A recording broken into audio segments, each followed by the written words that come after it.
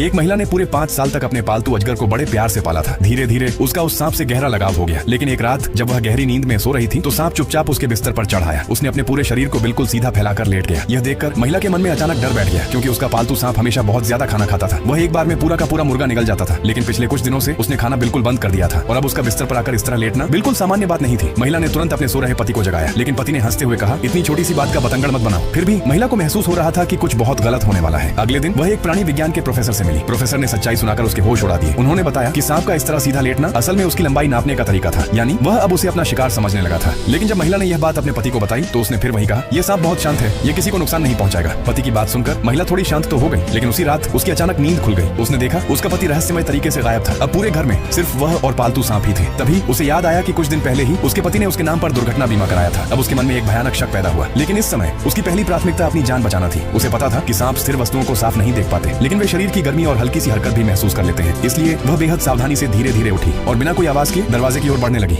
लेकिन तभी दरवाजा खुलने की हल्की सी आवाज सुनकर सांप सतर्क हो गया। जब महिला ने पीछे मुड़कर देखा तो सांप हमला करने की मुद्रा में खड़ा था। डर के बावजूद उसने न चीख मारी और न ही घबराई। उसी शांत दिमाग की वजह से वह किसी तरह सांप के पहले हमले से बच गई। इसके बाद वह पूरी ताकत से नीचे की ओर भागी, लेकिन जैसे ही वह मुख्य दरवाजे तक पहुंची उसके पैरों तले